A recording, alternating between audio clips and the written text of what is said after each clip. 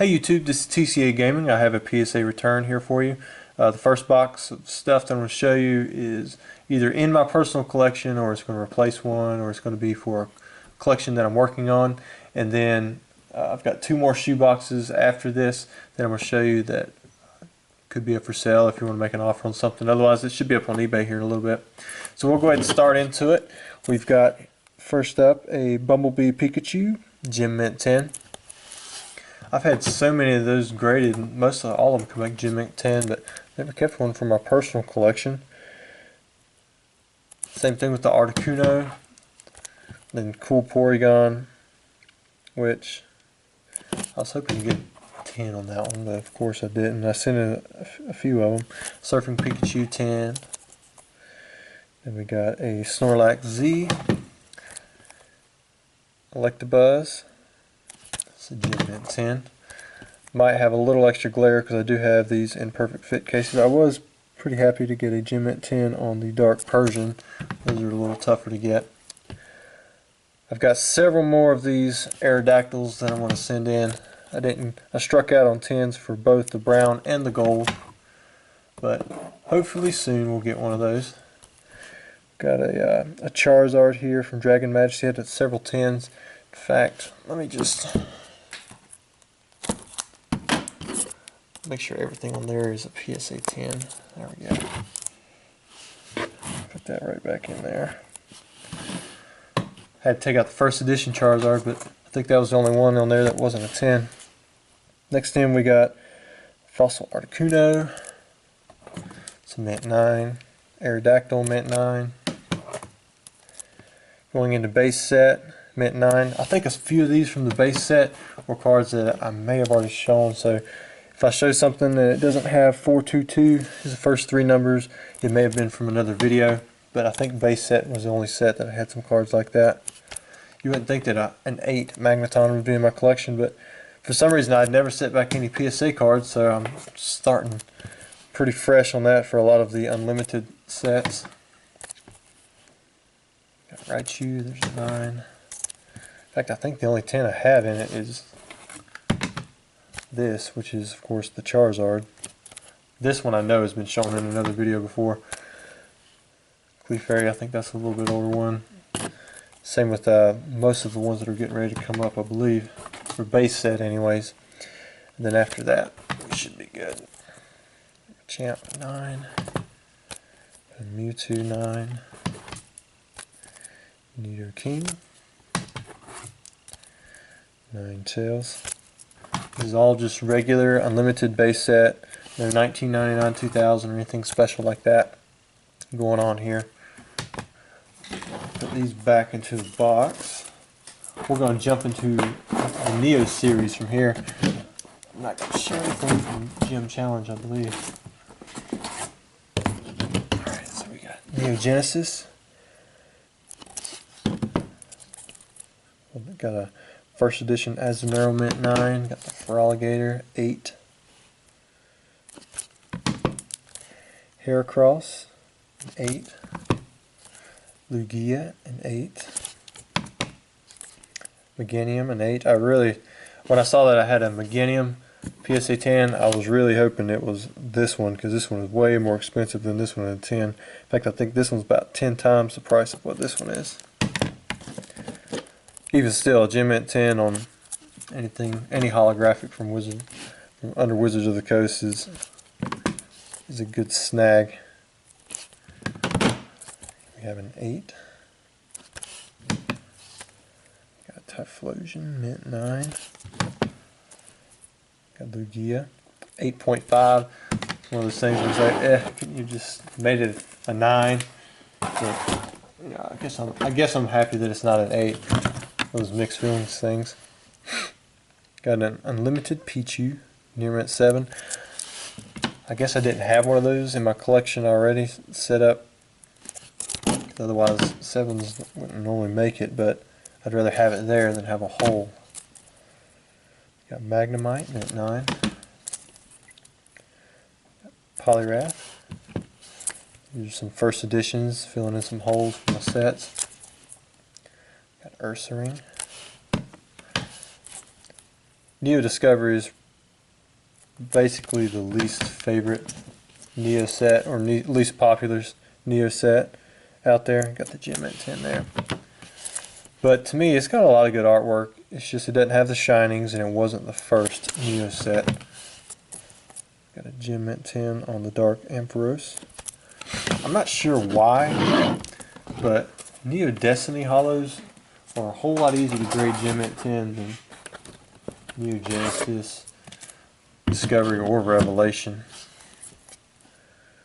And they have the silvering issue around the edges, but maybe people at PSA get caught up in the artwork. I'm not really sure. Maybe it's just all the extra stuff in the background. Got another Gem Mint 10 there. And something that I've never really gotten is on the shinings. I'd say the majority of shinings have an issue on the back that should affect their grade. So like, if you look at this Celebi, you can see right here. Let's see if, yeah, this is a Gem Mint 10. Like, that's got an issue right there. But most of them have like imprints. It's kind of hard to see with that flash. Imprints from where the like the Celebi, like they put the texture on there. You can see different parts, especially near the bottom. Like usually there's a line, like a horizontal line. I can see it, but it may not be easy for you guys to see. It looks like an imprint or damage to the card. But for some reason, shinings usually do really well, especially in grading Gem Mint 10. Like this one, maybe you can see on this one, there's a line right through here. You can kind of see it right there at the tip of my thumb. It's going that direction. It's just the bottom of the shining part of Noctowl right there where it stops for the photo. But it's still got a Gem Mint 10.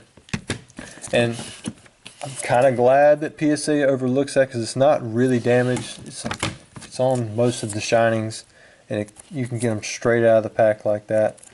But it just surprises me that they do. This Shining Raichu is a Gem Mint 10, but I would have not given it a 10. And I think that they missed this corner up here. Let me see if it'll zoom. Put my finger behind it, but you can see it's got a decent amount of little whitening right there on that corner. And then there's another spot up top. But for the most part, the stuff on this submission they were pretty strict on. Like this Dark Persian here, I thought about pulling it right back out because it's basically flawless. I thought for sure it was going to get a Gem Mint 10. And, I mean, that's a tough pull, the Persian itself, to get a Gem Mint 10. So I mean, it might be worth it to break that one back out and try again. We got Arbok, Mint 9. But overall, when I first saw the grades, I was a little bummed. But now that I've gotten it back and I'm looking over stuff, I think PSA was very fair in how they graded the set. And I definitely can't complain.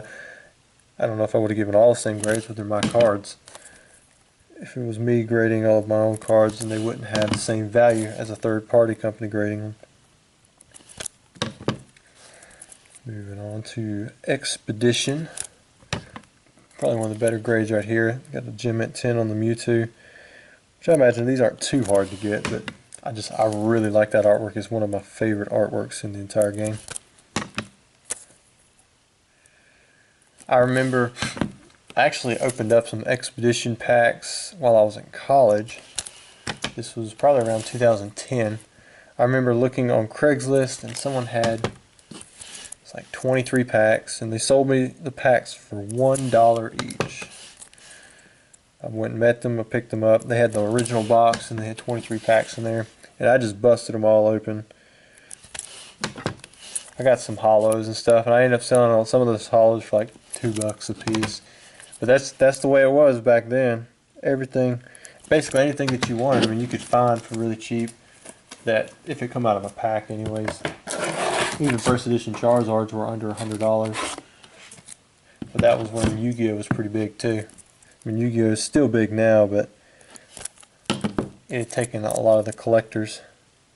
Got a Gem Mint 10 Lugia. Really nice there. Some more Skyridge stuff. Usually Skyridge grades really easy Gem Mint 10. Print quality was a lot better.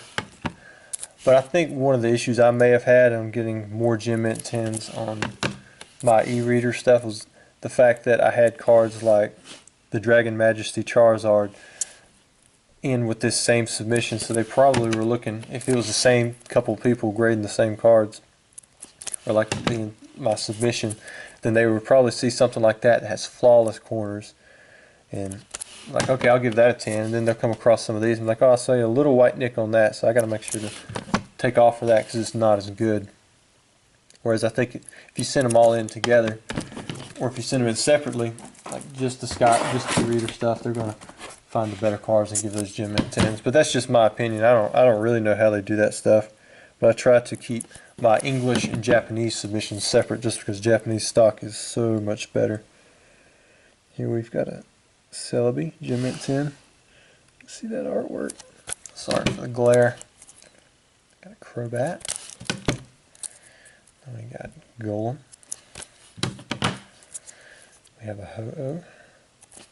And then last but not least, we have Kabutops Gem Mint 10 Crystal. I just submitted most of these crystals in Japanese today.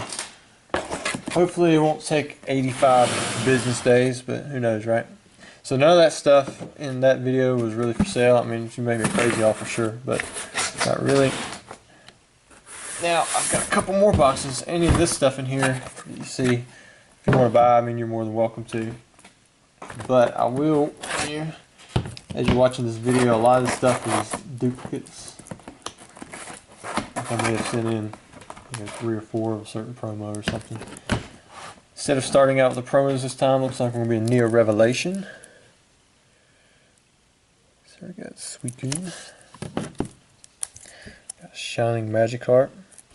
And I don't know the prices right off the top of my head, but if you send me a message, I can probably get you a price pretty quick on a lot of this stuff. If you really want it to go fast, send me your offer. And if it's pretty close to the lowest on eBay, then I'll go with that. I don't really compare as much to the auction finished prices unless there's none other for sale. Got Delibird. We may just go through one box on this one and then do another box in another video and then follow up with the last 2 boxes depending on what goes into the collection. I have a 1 megabytes per second internet speed availability here, so my upload is like 0.1. I mean, it's terrible, so I try not to drag videos out too long because it'll basically kill all of my internet for half of a day if I try to upload a video that's 30 minutes long. Surprisingly enough, we can stream Netflix and Hulu, but if we try to, if I'm uploading a video, you can't do anything with the internet. We don't have cable because there's enough stuff on Hulu and Netflix coming out. It's like 1/10 of the price. We just go with that.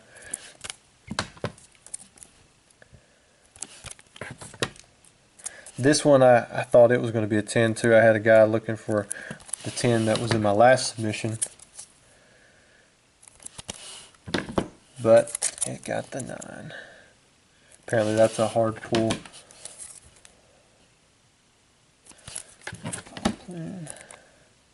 Not sure how I got so quickly over to the Expedition stuff, because we still have more Neos to come.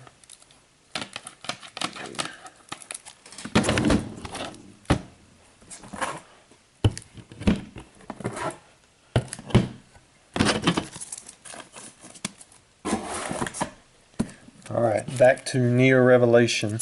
We're in Unlimited. There's not going to be too many Gem Mint 10s just because there weren't a whole lot of Gem Mint 10s on the submission. But then most of them that were, kind of tucked back for myself. Got some first edition Neo Destiny stuff. There's a Gem Mint 10 that will be going up for sale, the Dark Crobat. Dark Dawn Fan. Even at a Mint 9, I think that's a really nice pull. The Dark Espeon. Dark Feraligatr. What is my framed one back here? Trying to take off. Dark Gengar. Dark Porygon, Dark Scissor.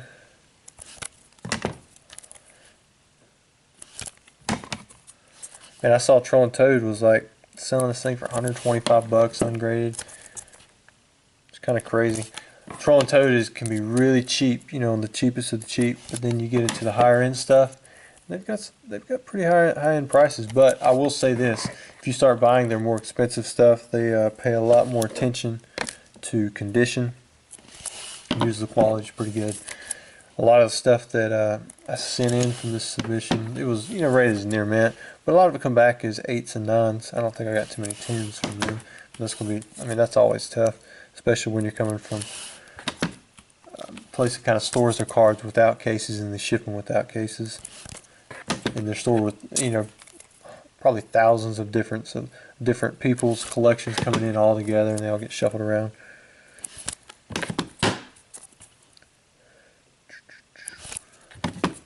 I do have a lot of these cards already on back stock in PSA graded condition. Some of them I might actually have a few extra PSA pins here and there. But if you're looking to make like a complete unlimited Neo Revelation or Neo Destiny set or something, you know, just send me a message. I might be able to help you out. I probably have a few complete sets sitting in boxes that I haven't gotten to, just because I try to sell the cards one at a time. If I have like 5 of, say, Dark Hound Doom at near mint, 8, I'm not going to stick all 5 online at once. I'll put 1 online, so because usually there's only one buyer in the market at any given time for something like that. And if there is more than one, then there's going to be a price difference. And for me, it's worth it to hit that the upper market, the one who's willing to pay a little more, and then just wait for that next buyer who's willing to pay that same higher price. If I was trying to liquidate everything, it'd be different. Then you just throw everything in auction, PWCC or somebody, and let it go for rock bottom prices. Although they do pretty well on the higher end stuff. Alright. Got a few shinings. And all of this was the lower value stuff, so I don't think anything pre-PSA graded condition was like over 100 bucks. Maybe a few of the ones I showed in the beginning, they might have been. But for those of you who do PSA grade, I'm sure you know there's a huge difference in pricing. If you want to submit something under bulk as opposed to submitting it under a regular surface, anything over $100, I mean, you're going to start out $20 a card. That's what you're paying. PSA's damaged only 2 of my cards that I can remember. One they took care of it, the other one they basically said they had no idea what I was talking about. So that made me mad, but you know, I've had at least 5,000 cards graded, probably maybe even twice that. I haven't added up in a while, but that's not bad for just having only 2 cards mishandled. So usually I'm okay with submitting cards that are worth $150, $200 on the bulk under $100 level, because they do a good job there at PSA. I've had a lot of people recently contacting me about submitting stuff for them, because apparently the bulk services now are only available to Collector Club members. I haven't done this in the past, and I don't know how many of you are even listening at this part of the video. But if you are interested in sending in PSA stuff to me, I would, if it's on the bulk service level, I'd probably charge $5 per card, and I'd take care of the PSA card saver, and then the labeling and everything, and then you still have the bulk service fee, so it'd be like $13 a card. I'm sure there's people out there who do it for a little cheaper, but for me, $5, I think I could manage that. It's like if you wanted to submit this Ninetales and you didn't want to have to pay for the outrageous return shipping on 1 card, then you could send it in. I'd send it in with one of my bulk orders, and it would cost you $13 plus whatever it would take for me to ship it from me to you. So you could get it to me, you would pay for that shipping, and then I would take care of the PSA stuff on my end, and then I would charge you $13 plus whatever the shipping is back to you. And again, this isn't something that I normally offer out, but I've had so many people asking about it. I think that's the route I'm going to start going. If somebody does want me to submit their cards to PSA for them, I can take care of that process. And their labeling now is a little differently. In the past, you could just send stuff into a card saver or a top loader, and now you put it into the card saver, and then you actually have to put a sticker over it and label it with the submission number. And if you submit multiple, then you do like 1 of 1, 1 of 2, and you say what line it is. It can just get a little strenuous. Plus, I think the bulk submission level now is you got to have at least 100 cards to get the $8 price. So not everyone has the minimum $800 plus shipping to shell out to be able to grade, just a few cards. I mean, otherwise you could do $20 a card, but $13 is going to beat that for sure. There's a Gem Ant Sand. We're going to come up on the last bit that I'm going to show in this video. If you have any interest in some of the cards I've shown here in this second shoebox, just let me know. If you have any interest in submitting PSA cards and how much it would cost you, I mean, you could send me a message. The best way to contact me is down there in the description through my email. It's number1pokemoncollector@gmail.com. The only thing that you do not spell out is the 1. You just hit the 1 key. Then you can also find links down there from my eBay and my Instagram and Facebook probably. But anyways, thanks for watching. Be on the lookout for more videos.